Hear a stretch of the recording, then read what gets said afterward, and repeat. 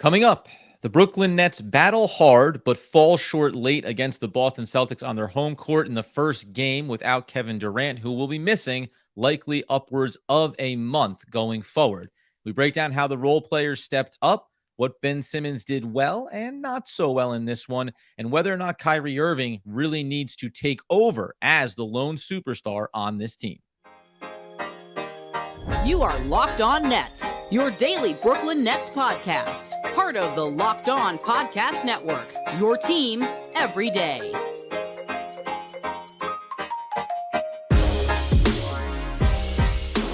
Brooklyn, yo. Yes, my friends. It is the Locked On Nets podcast right here on the Locked On Podcast. Your team, the Brooklyn Nets, every single day. Over there, you're going to find Doug Norrie, owner-operator of DFSR, for all your daily fantasy sports rankings from DraftKings to FanDuel. He's got you covered. I'm Adam Armbrecht, breaking down the New York Football Giants on the One Giant podcast. My boy, Andy Mack. We thank you for making us your first listen of the day, free on all of those great platforms. And let you know, today's episode is brought to you by LinkedIn. LinkedIn Jobs helps you find qualified candidates you want to talk to faster. Post your job for free at linkedin.com/lockedonnba. And Doug, how are we feeling at the highest of levels? We're going to talk about Ben Simmons. We're going to talk about Kyrie Irving. But just on that bird's eye view, first game without Kevin Durant, let's leave out the last 6 minutes of this one. How you feeling about the Brooklyn Nets? I think overall, after it's a loss, and usually we come in here with a very different feel after losses because it can just feel like you lost. But I don't. This is the first game without Durant. Obviously, there's a lot to figure out with this team, and in the short term, in terms of how they're going to survive without them. In the long term, our opinion remains unchanged about the Celtics. About the Nets. But I think that overall, I would give this performance, damning with faint praise around how they played. They obviously lost. I don't think they played poorly at all. This was a very good team, even without Jaylen Brown, that they were going up against. I think they stood with them most of the game. Like we'll talk about, some things went really well, some things not so much, which is to be expected when you're missing your best player and one of the top 5 best players in the NBA. This is going to be the case. I think overall, I'd give this performance like a B, something like that, grading on a curve that it's without Durant. And like you said at the top, there's things that they did well, and I think they can draw on going forward. There's some things that did not go as well, which I think they should probably try to learn from. And I think you put it really well. I think we can see that already we knew, and I think we kind of knew this, but we knew that this period without Durant was not going to be like last year's period without Durant. And I think that was actually solidified here, even in a loss. Yeah, they go into halftime of this game down just 3. They're trailing by just 4 going to the fourth quarter. And to your point, we're going to get to Ben Simmons and Kyrie Irving here, and we'll give you some of the negative dose of medicine along the way. But when you come out in this one, and you and I debated who would slide into the starting lineup, Seth Curry, TJ Warren. We did talk about Joe Harris leading up to this game too. We know that the numbers for him inside the starting lineup have been better than coming off the bench. That's almost kind of to be assumed, especially for a guy that's been starting so much in his time with the Brooklyn Nets. And if we're talking about high-level bright spots, those guys all came out firing, right? In the first half, Harris, Curry, and TJ Warren combined for 34 points. And I don't mean like 34 points. One of them had 19. I mean that it was 11, 10, and 13 respectively for those 3 players. So you saw that, okay, even without having Kevin Durant, thinking about the floor spacing, thinking about that mid-range game, I mean, listen, let's go at the highest of levels. Jacque Vaughn came in with a very clear idea about how he wanted to approach not having Kevin Durant. And let's just, on Joe Harris and starting with the starting lineup, someone mentioned this around when it was kind of getting rumored as they were talking to JV in the pregame. I think in some ways it made a lot of sense in the, you've been here, Joe. You've been a part of the ups and downs here. You've been a longtime starter for us. I think that Jacque Vaughn probably kind of saw and understood that moment to be like, hey, we're going to give you this starting run here. And it actually did pay dividends early too. Yeah, look, we talked about Warren and Curry maybe coming into the starting lineup. We mentioned Harris, but then kind of did not go there for reasons we discussed on the previous podcast, mainly that we thought they could probably stand to have some of this, second level scoring from the other 2 guys that Harris hasn't as much in the past, although it was a little bit there tonight, done in the past. when it comes to just, scoring at three levels. In general, the way that this ended up breaking down for the Nets, while they didn't start, the minutes were pretty evenly spread between those three other guys. It was a very tight rotation here. I think that is going to be something we definitely see going forward. It was, these are our 8 guys. This is how we're going to roll this. These other, Warren, Curry, and Harris are going to see now probably 26, 27 minutes a game. We know they're somewhat interchangeable with the other personnel, and I think they can feel really comfortable about that. And so while I wasn't surprised to hear Harris started, and like you said, he shot really well. It looked really good. We know that the Harris Simmons pairing is going to be good because the Simmons that is good about finding open shooters. The Nets have shooters. The Nets are going to be able to score with these lineups. I know they did not put up 100 in this game. I think that's okay, right? Right. I think that this is a lineup that's going to be able to score. So, and I think we probably showed enough here from Harris to believe that this is going to be what the plan is going forward also, right? Like, this is going to be that he'll be the starter. I don't think anything in this game changed your thought process on let me put it this way. If you already wanted him to start, this game wouldn't have dissuaded you. He played well, right? Like, he played a very, very good game. So, I think that this was not that we didn't predict it as an expectation, but it wasn't all that surprising to have it happen. And we're going to see all three of these guys play a lot. Yeah. And I think when you look at it too, you mentioned like a tight rotation there. And then if we're looking at it from this game, the Seth Curry, TJ Warren piece, they basically did what we thought they were going to be capable of doing. Now Curry, he fades pretty hard in this one. Doesn't give you any points after giving you 11 in the first half, and I think that comes down to the matchup a little bit. Not a little bit, maybe a lot. When we talk about Boston, we know they can clamp down defensively. So this particular matchup was going to be a bit of a difficult one for him as the game starts to slow down, as you get into these tighter possessions late in it. So after he started out with those 11 points, like I said, still finished 4 of 9, though. He didn't take a ton of shots in that second half over his 25 minutes. So it works for me. Like, and to your point, I think that we accurately described what TJ Warren and Seth Curry would do in the absence of Kevin Durant and why it's valuable. It may just be the little tweak of, we're going to try to stagger these spacings when we bring these different guys in and say, try to give us this run, try to give us this lift. And frankly, I thought that Warren did a great job, finished with 20 points in this game, 9 of 18 from the field. Now, it was interesting to me before we get into Ben Simmons. I thought it was interesting. If you look at Warren's minutes, he plays 28 in this game. And there was a spot like in the early third quarter where I thought, oh, he may be hitting a little bit of that, still getting his full season legs underneath him wall. They brought him out and he came back and he knocked down some shots. So I think there's still that little bit of timing here. And don't forget too, Joe Harris just missed 4 games before coming back for the last 4 now. I think all these guys, Seth Curry included, they're still trying to ramp themselves up in some ways. But I feel confident about what I saw from those guys around a Nicolas Claxton, Ben Simmons, Lyrie Irving centered lineup. Remember, 2 non-offensive players in here, and you still got quality basketball over the first 3.5 quarters. It just faded late in this one. Yeah, look, I think this is about as positive as you'll hear us after a loss for the most part, right? Especially a loss where they ended up losing by double digits because 11. Losing by double digits, because usually that's going to be like, look, most times if the Nets score 98 points and lose by double digits, the tone of this podcast is going to be totally different. Like, if you've listened to us over the years, you know what it's like, you know how we can roll when it comes to this stuff. I do think that contextually, which I think you have to keep this game in context, right? Even with the long layoff that the Nets just had, there's context around this game beyond just the Durant piece that is going to make it like this is going to be something like a stepping stone. And like I said, we said the best, or we said at the beginning, there are things that we can draw out from this game. We do want to get into Ben Simmons. We have to talk about Simmons here, obviously, because there was a lot to really like about what happened here. And then also, going back to what we talked about on a previous podcast, maybe some still reasons for concerns. We're going to get into that in a second. First, I'm going to tell you about our aforementioned friends over at LinkedIn. If you are a small business owner or a hiring manager, you know that success in 2023 all depends on the team members you surround yourself with. You have to go check out LinkedIn Jobs. Maybe we can go for the Nets over to LinkedIn Jobs. Floor spacer with size, maybe a little 3-and-D wing, a little bit bounce off the dribble too. Wouldn't be bad. I'm going to type that in over at LinkedIn Jobs to see what they got. But you're not probably looking for that. You're looking for something for your own business. They can help you with hiring qualified candidates really efficiently by matching open roles with the people who have the skills, values, and experiences to help you achieve your goals.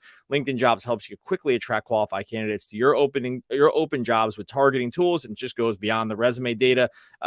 It's going to build up insights from your job posts, and they're going to reach out and connect you with 875 million member profiles to put your post in front of the most qualified candidates. LinkedIn Jobs make it super easy to screen and rate applicants based on your job qualification, all in one platform. LinkedIn Jobs helps you find those quality candidates you want to talk to faster. Post your job for free at linkedin.com/lockedonnba. That's linkedin.com/lockedonnba to post your job for free. Terms and conditions apply. Okay, so when we turn our attention to Ben Simmons, I'll first, as we always like to do, when the plus minus benefits our conversation, we'll go ahead and use it. When it doesn't, we push it to the side. Guess what? There's only one player that was plus in his minutes on the floor tonight, and that was Ben Simmons. And Ben Simmons didn't score any points. So it's really something of an accomplishment for Ben coming into this game. It's almost some borderline, probably historic in some regards. He only it is. I looked this up actually partway through the game. So this was the full. He didn't get there, I will tell you this, but because he did not double. This was the full Ben Simmons experience. This was really, if you drew it up on paper to show you all the things you like about Simmons. Yep. And then all the things you don't like about Simmons. Yep. This would have been the game. This game actually went to so many extremes with this that it's actually almost comical. So for starters, you mentioned at the top, he comes really close. He has 13 assists in this game, and he has 9 rebounds. He was a plus 10 on the game, with the only player on the Nets in the plus. Does get 5 fouls, which limits some of the minutes. Ends up not closing the game. Yeah. To be a plus 10 and score no points is very difficult in and of itself. There have only been 3 players in history that doubled in games without scoring a point. Okay. It was Giddey, and then it was 2 other guys. I looked it up before. He was so close. I was rooting so hard for him to grab that 10th rebound to get on that list, because if anything would qualify the Ben Simmons experience, it would be joining the list of a group of very few people in NBA history that have been able to double with assists and rebounds and not score a point. It's just amazing. We could break it down whichever way you want. Everything you like about Simmons, he did, and everything you hate about Simmons, he did. It's kind of amazing. And here, it's even more impressive, right? So the team in the first half of this game was minus 13 when Ben Simmons wasn't on the floor. He was the only guy, everyone's scoring and the ball's moving and all that great stuff.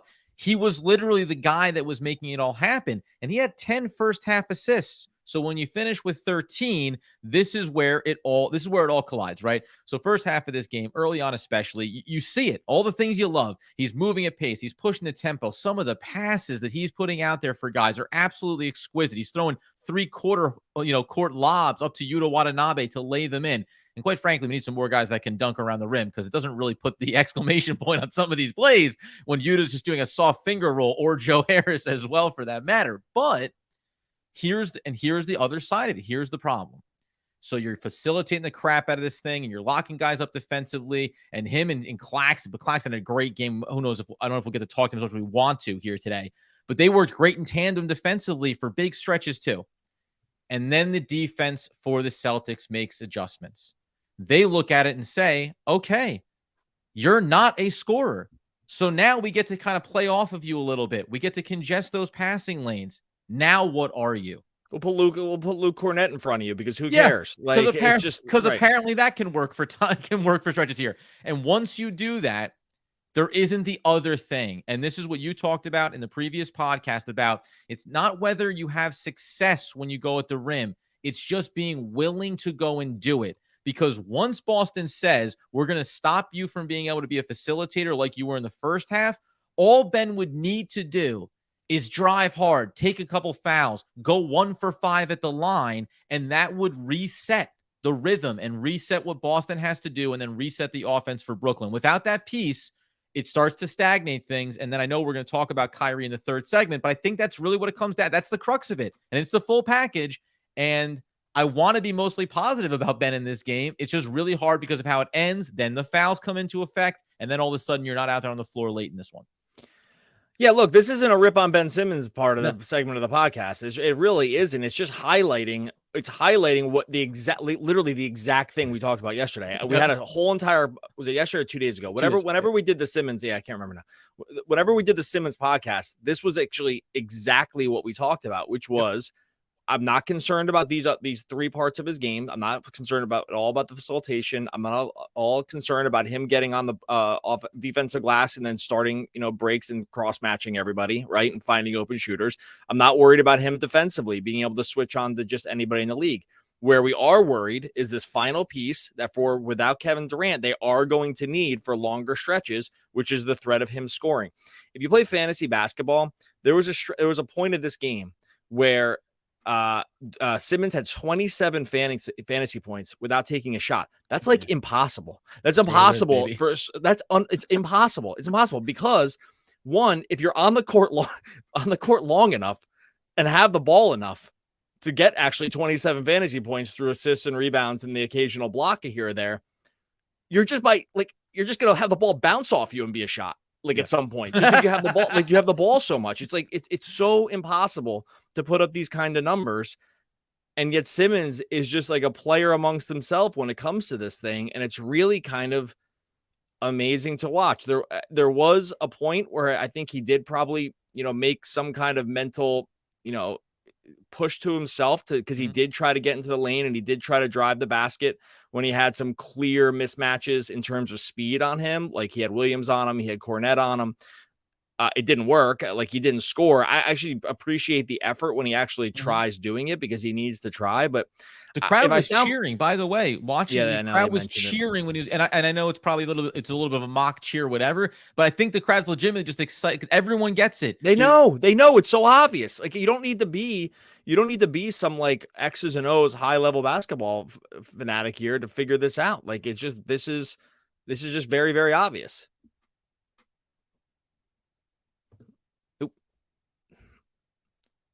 I think I lost Adam here. I'm going to vamp here for a second. Might have lost my good friend Adam Armbrecht. I'll talk about Simmons. We'll cut this part out of the podcast. Hopefully, if you're still hanging with us over on YouTube. No, but with Simmons, the thing about it is, it's just, and to kind of just reiterate what I just said before, the piece where he has the ball and has as much on ball time as he has to be able to just be able to just facilitate, to be able to just, start dribble actions, to start dribble handoffs and all this other stuff.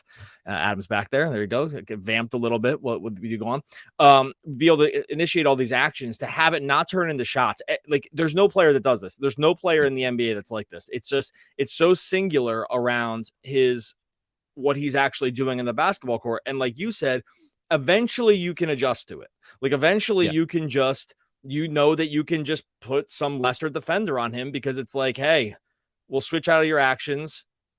We know we can run a switch on you to the other, or we can not switch and pass off the better defender to whoever the shooter is, right? Because we're just not worried about this at all. And it just has to change. It just has to change on some level. I don't know what it is, but these stat lines are so glaringly obvious that it's almost comical. And I'll compare it because I said I didn't know if we get a chance to, but it's like you compare it with what Nicolas Claxton gave you. Came in with the shoulder impingement, played through it. I thought he was a little bit sluggish on the offensive end, just in terms of going up at the basket with a little bit more authority. But defensively, my God, with the 4 blocks that he had in this game, I mean, the range that he showed and some of that dominant performance. But when you look at his 32 minutes and 4 of 7 and 9 points and 9 rebounds, it's when you look back over at Ben, you go, God, when he's dishing out these dimes, you feel so excited. But I'll take 9 assists and give me 4 more shot attempts, right? Like it's the balance of the stat sheet. And I think for a lot of these guys, everyone that we've talked about to this point, we'll talk about Kyrie here next. Mostly what it's about is play to a consistent and reliable level across the board. Nobody needs to go score 40. Maybe Kyrie, right? But other than that, just play a consistent level of basketball that you can rely on in all phases. And I really thought that for the most part, you saw that from a lot of the role players and everyone that you needed to. And then for Ben, it was you show me A++ in 2 phases, and then you show me a D- in the other. And look, it was still positive. It was like, it was just, and I'll finish on this. It was still positive for them. Like they won the minutes with him on the court. Like they won those minutes. I'm just saying that it's not sustainable. Like that's not a sustainable style. That's mostly what it is. It's like they won the minutes. He's so good at these other things that you actually can actually get by. It's amazing. Like I'm talking, like go ahead, and then we'll talk about Kyrie. You know, and that's why. So this performance in the area that is not sustainable is why coming up in our second, we're going to talk about Kyrie Irving, his game, what maybe he needed to do more of in a, hey, lone superstar format here, and why it will require Ben Simmons to make that next adjustment if the Nets are going to be successful. All right, before we get to that, going to tell you about our friends over at betonline.net, your number one source for sports betting info, stats, news, and analysis. If you checked BetOnline before this game, you saw Celtics were -1 coming in to face Brooklyn. Thought that was a little bit interesting because you thought it would be, that just shows you that in terms of the markets, like our friends over at BetOnline, they knew that the Nets could hang with them. I think that mostly was the case. Did they cover? Of course not. No, didn't happen. That's just kind of been the Nets thing for the last couple of years. They didn't cover, but it showed you what people thought about this team, including our friends over at BetOnline.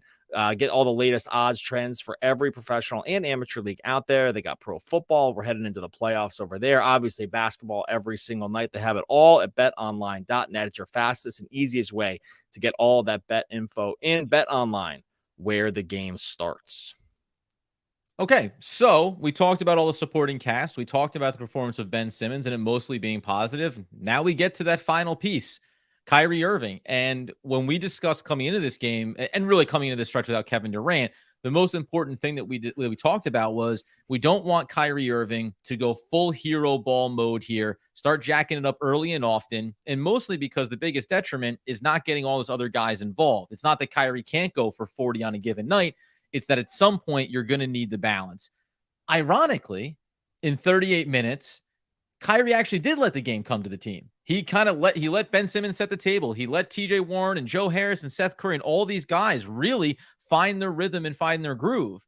The problem was when you needed then Kyrie to turn it on and take over the game, he was unable to do so. He had a couple little flashes, but 9 of 24, 3-11 from deep. I'm going to give him a couple of marginal passes here late in this one when he jacked up a couple of shots trying to get the Nets back in there when they're down 10, 11 points there down the stretch. But overall, this is I'm not speaking negatively about Kyrie Irving because he's going to give you a bunch of big games here, and we know that. But this does go back to, I think, you and I fundamentally talking about why your best player can't be a guard, right? Like, because they don't have the ability. Kyrie can't take over the game with consistency the same way that a Kevin Durant can, because on a matchup-to-matchup basis, like Boston, they can do a lot of things to just kind of frustrate you and take away a lot of what you do so well. Yeah, I think I know what you're saying. Like, you're at some point. I think of two things. I think one, obviously, Kevin Durant, like late game Kevin Durant is going to be much different than late game Kyrie Irving, right? Like, I think that's just it's not a hot take. That's just very, very obvious. And I agree that early in the game, we were not seeing high usage Kyrie, and it was mostly working. And late game is just going to get different. Possessions slow down. You want the ball in the hands of your best player. That is Kyrie. There are going to be nights where the shots go down. They were not going down late game. I didn't think they were like amazing shots either that he was taking late game. They were tough. They were tough looks. These guys are going to throw really good defensive looks at him between Smart, between Tatum. Derek White even is good. And Derek White is especially good. He's good on ball. He's like exceptional at the rim. Like, he's like one of the best rim defender. Block TJ Warren there. I mean, season over season. Like, if you look at his stats, his rim defense is like the very best among guards, I'm pretty sure. So regardless, like, these are the things that like a guy like Kyrie is going to want to do, and it gets hard. Like, it gets really, really hard against these teams. And so I think to some degree that was a little bit predictable as well about what maybe malfunctioned sort of late in the game, is that like when those possessions slow down, Kyrie wants to take shots. I think for the most part, we want him to take shots because Kyrie shots have a higher value than most other players that the Nets have, or all other players that they currently have. But it does highlight some of the issues that we've seen in the past about sort of what happens to the offense. And that is definitely what happened in the fourth quarter. Yeah. And I think in this one too, the other thing that I thought about from a high level, because we keep talking about, well, everyone's going to need to adjust. There's going to be this period of acclimation, and you kind of look past Kyrie Irving because he's Kyrie Irving. But remember, one of the things that we were such a big fan of what the Nets have done under Jacque Vaughn is they had kind of this nice mentality of start of the game, everyone's involved, it's flowing. Then right before half, Kyrie's going to put on a little bit of a show, knock down some buckets for you. Come out in the third quarter, it's time for Kevin Durant to cook again, right? Like, so you had this passing of the baton on the offensive end. And in that way, listen, getting into your rhythm and finding that flow, I wouldn't be surprised if it takes maybe just this one game. The very next game could be an explosion for Kyrie Irving. But everybody needs to adjust. It includes Kyrie Irving in that way. And I just think that, like, if you look inside of his stat line too, I like him. He had 6 assists in this game. Again, I think that he played within the flow of the game, and that would have been perfect if the Nets didn't fade down the stretch, right? So it's not an indictment on him. It's more, again, same thing about Ben Simmons. Did mostly everything well that you wanted to, played with inside of the game script, and then the Boston Celtics just got away from him in the end. Like, I think if you played this game another dozen times, some more shots fall late, Kyrie goes off a little more, and we're down to a 1-possession game, in the closing moments of this fourth quarter. So, I don't put anything on him. I'll just be interested to see, because we saw this a little bit with Kevin Durant too last year when Kyrie was out, when Harden was out. He had a lot of fun playing with those rookies and going on those fancy runs. And at some point, it does weigh on you. It does wear you down. And that's a big part that you and I talked about. 38 minutes tonight for Kyrie. We're going to see 38 minutes from him most nights without Kevin Durant. You want to make sure that it's the balance of getting some wins and not overtaxing him, so that when KD does come back, you don't have a depleted Kyrie. Yeah, for sure. And I think that in general, this also sort of around what we talked about with Simmons earlier, is that, like, this was sort of not what I expected, but I'm not surprised by this Kyrie performance. Like, this falls in line with other performances we've seen from him in the past, and sort of things that can happen, especially in late game situations. Look, the dude's hit buzzer beaters this year. He's been great. His fourth quarter scoring has been some of the best in the league this season. So late game, it's been good. It's just like it is going to be a little different late game without Kevin Durant over the long term, right? Like, I think that's just what we're going to see. Yeah. Do you think so? We talked about Ben Simmons and him needing to that next little phase here. Is that as important? I mean, that's as much important for the team as it probably is for Kyrie and Kevin Durant's absence, right? Like, hey, I need someone who's going to attack at the basket and draw on those defenses and create better matchups and more consistent matchups for me on the outside. It's probably nitpicking around the idea of, like, Kyrie Irving can take most guys off the dribble and get his shot off. But from that balance standpoint, if not Ben Simmons stepping up in that vein, then you look to the TJ Warrens, the Joe Harrises, and at that point, and Seth Curry's, but at that point, then it becomes about a balanced offensive game for all 4 quarters. If you can maintain that, then you can be successful. If not, you're going to need the big performances late from Kyrie. Well, yeah, Kyrie can beat most defenders one-on-one. The point is, like, it's just like, I mean, to use a football analogy, it's like, hey, you can have a good running attack, but if you run it every single time, the other team's just going to figure it out, right? Like, at some point, you can have the best running attack in football. At some point, you can't run the ball 100% of the time because the defense will just adjust to it. So this is obvious in some ways. Yes, can Kyrie beat most defenders? Of course. But the problem is, if that's going to be the whole bag, then there will be adjustments that are going to be pretty easy to not have that happen. Shading, bring blitzes faster, shading in on drives, like bringing more help than usual because he's not going to kick out. Like, I'm not saying all these things happened. I'm just saying that this is why you can't have this kind of game go late into the fourth quarter every single time. And it didn't happen every time, but there was definitely a stagnation in the fourth quarter especially when Boston, when they could smell it, and when the defense really started dialing up, you saw how hard it got. The Nets scored 16 points total in the fourth quarter. So they just had an absolutely totally impossible time scoring. Yeah. And so again, I like you said it at the top of this episode, normally a game like this with this deficit margin under 100 points, we'd be having a different tone, but I'm actually mostly confident around the way we talked about this stretch without Kevin Durant, and knowing that the Nets are going to have Oklahoma City coming up, and then they're also going to get Phoenix, who's had all kind of problems right now, the San Antonio Spurs, and the Utah Jazz. And by the way, those are road games too, which sometimes when you're trying to acclimate to something new, it actually can be better to play on the road than it is to sometimes play at home. So I won't be surprised if we turn around in 4 games and the Nets have won 3 out of those 4 potentially with the way they looked in this game. I didn't get bummed until you told me they're all road games, and I was looking. I was like, "Oh, 10 o'clock." We get OKC. We get OKC at home, but you're not gonna love seeing 10 p.m. at Phoenix. I was like, well, it was funny because I was gonna make a point about the super soft landing with the schedule, which is good for the Nets, but then the Doug starts. He needs his 8 hours, man. Yeah. Anyway, we'll get back into this. Obviously, they play again Sunday against OKC. We'll be coming to you live after that game. If you're over on YouTube, much appreciated for everyone that's jumped in and joined us over on YouTube. That's coming in after these games. We're going live after most games. Like I said, we'll be there over on Sunday. Look, we wanted to hit 4,000 subscribers on YouTube by Christmas, and that was like kind of like a road up to 4,000. We're at 4,500 now, headed to 5,000. So now it's like 5,000 by Valentine's Day.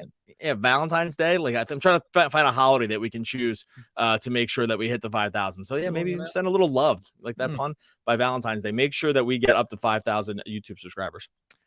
When I want to support a film starring actors I like, I purchase several tickets at the box office, even if I can't stay for the movie. That's going to be one George Clooney. It doesn't really have any attachment to this episode. Thank you. But one of the all-time great American poets. We will be back again tomorrow talking more Brooklyn Nets basketball.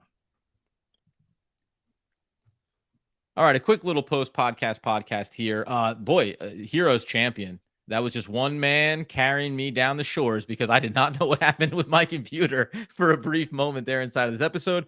Everybody in the YouTube channel, as we always say, really appreciate it. This is going to be a pretty tight one. Doug and I, we have a little bit of a trip, man, that you'll hear about coming up on the podcast after we have an adventure tomorrow. So you think Doug needs 8 hours? It's closer to 9 or 10 for him. But shout out at Locked On Nets if you got any comments. I don't think there's I think we said it all in the podcast, though, man. Like, show me the next game. Show me the next game.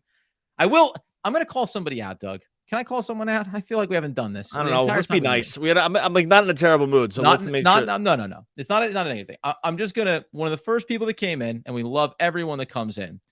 The first comment that we saw when we were prepping for the episode was about get Joe Harris out of here. Can't hit a clutch shot. This guy's a bum in his bloated contract. And by the way, when you hold on to, and this is the same team you played in the playoffs where Joe Harris didn't come up so big, right? I get it. But again, in this game, like I was like, everybody did it. They all did it. It all looked like to me, it all looks great. And the fourth quarter, in a lot of ways, you go, that's a collective collapse. Like it's on everybody. Kyrie Irving doesn't get some of the big shots. The Boston Celtics play great defense. Curry can't get a look to go down, right? Sometimes I think, fans, and I understand it, like they attach a certain frustration to a specific player. Because you could very easily say, Seth Curry, man, you didn't make a bucket the entire second half. Get this bum out of here. Instead, I think it was just the way that it went. And I want to have a mostly positive tone coming out of these games. Yeah, one thing about that, just to remember if you're tuning in here on YouTube, and like this is the way sports goes, is sports will confirm every bias you have. Right. Like that's just the way it is. Because here's the thing.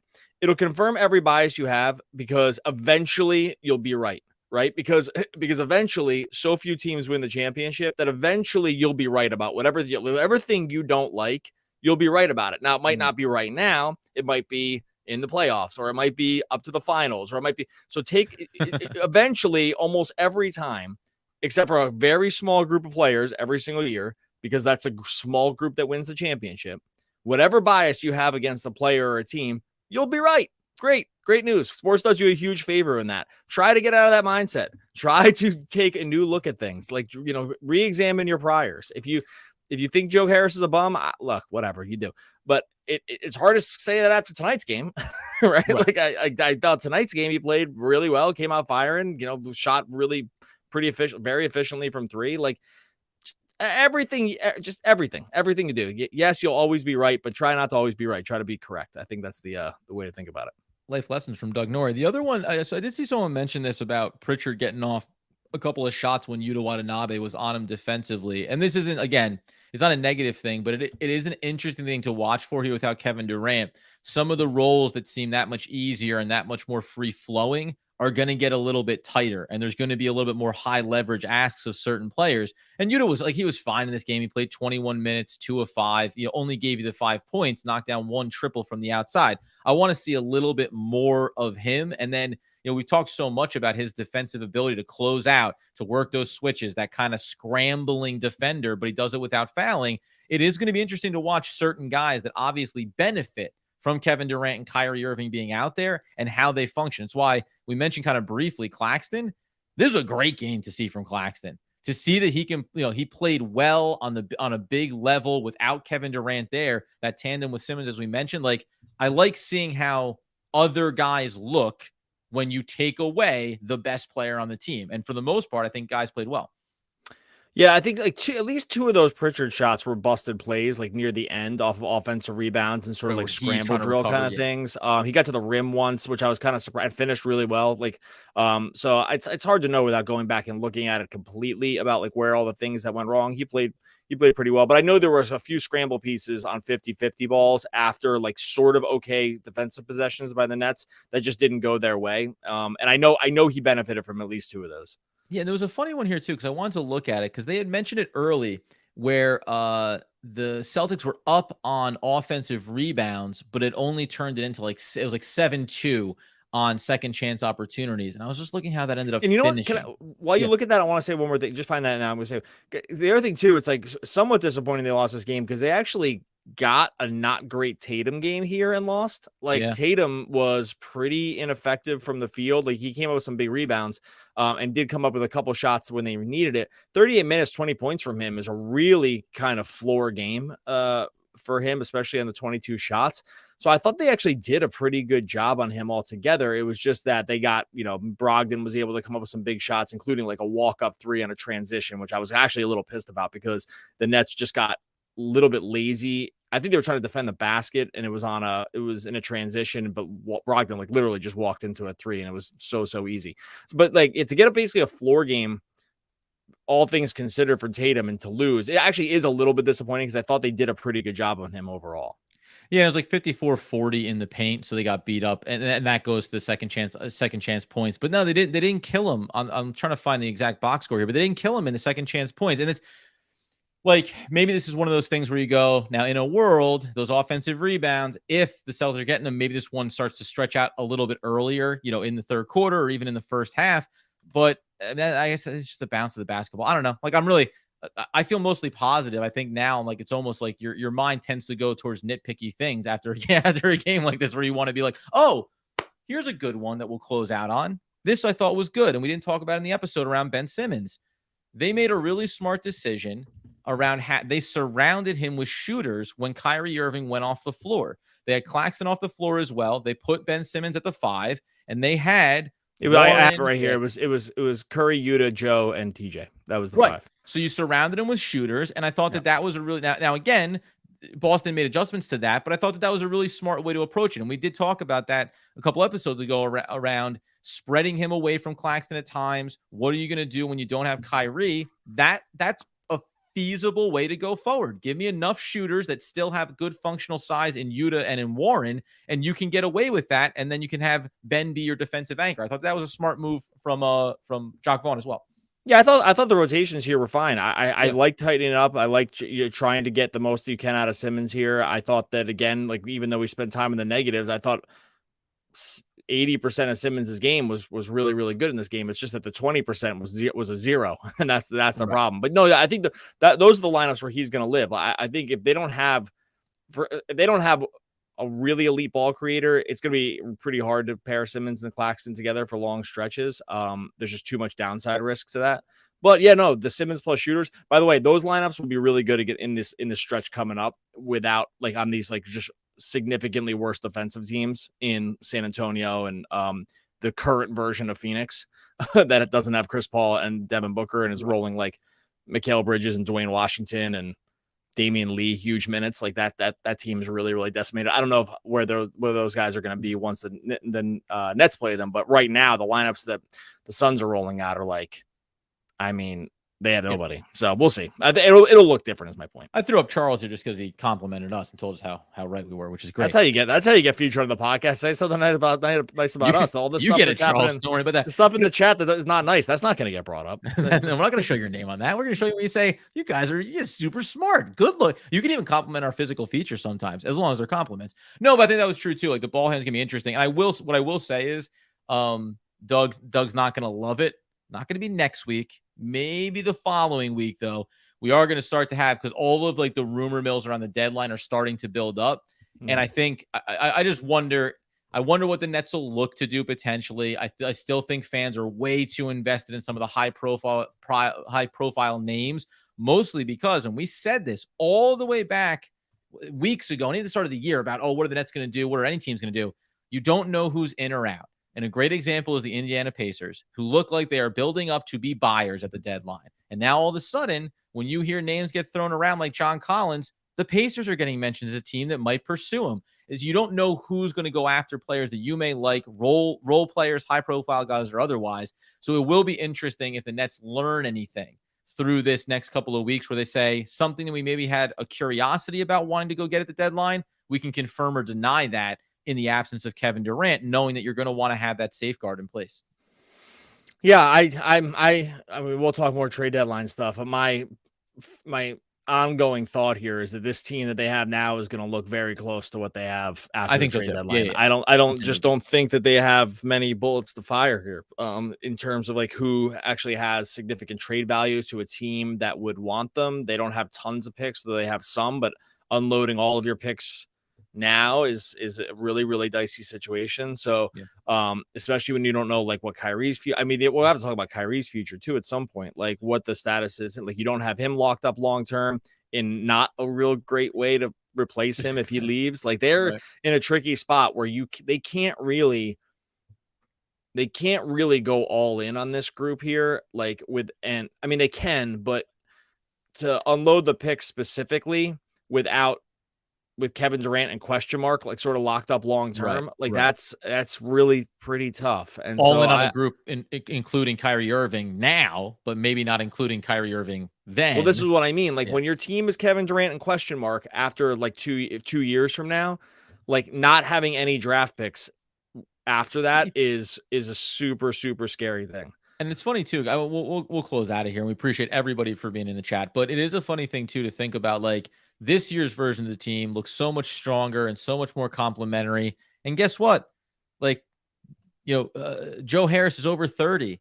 Warren is close to 30. Royce O'Neal is 28, I think. Right? Like it's all guys that have been around that have experience. And to your point, another couple of years from now, it's going to look vastly different, and you're not going to be hanging your hat on the post anything era with a lot of veteran guys that are meant to be built around a couple of superstars. So that'll be like you don't want to be where the Lakers are now, which is like no picks, guys that are getting pretty darn long in the tooth, and a future that looks real rough. So, and I'm not saying the Nets aren't there, so I'm not worried about that, but they could not be too far away from that were they to unload the rest of their draft capital going into like the next couple of years, right? So I think that's I think that's going to be probably where I maintain throughout the trade deadline, and that's it. And I actually just don't think a ton of these guys have trade value. They're just like all a little too old, right? They all make a little too much money, and the Nets don't have like a lot of young stuff to give away for it. And so I've been surprised by these things in the past, but I just don't think that's going to happen here. Yeah, again, like the guy, I was like, oh, Caruso. Guess what? The Bulls are playing too good for them to be sellers now. Like that's not going to happen. It's all those little marginal things. I think buyout will be interesting. By the way, he's got the best Caruso. I'm pretty sure. I'll look this up real quick. I'm pretty sure the best defensive box plus minus in the whole league. I wasn't talking about him for the thrill of it. You know what I mean? I had a reason. It was definitely the highest among guards. Like that was easily by far. But I'll just look real quick if I can. And that's probably what I'll end up doing as you pull that up. It's like I'll probably end up like looking at guys that are like within that kind of range of skill set and spectrum that Caruso is. Where's my Caruso light? Right? Where's the guy that's not quite Caruso? Oh, who's number 3? Oh, this is great. I hadn't looked at this in a little bit. So number 1 defensive box plus minus Jokic, who's just like on just a totally different level. He's got a future. Then it's Caruso, and then Simmons, then Butler, then Embiid, then Giannis, then AD, then Luka. So anyway, interesting. Yeah. Maybe they got now, anyway. So there you go. Simmons is a negative on the offensive box plus minus. So neither here nor there. I said don't have that going. Only the stats that support our claims. That's all we're looking for here. So man, it's just like it is crazy. It's Jokic and Luka and this stuff, and then it's just like such a drop off. Anyway, getting a little far afield here.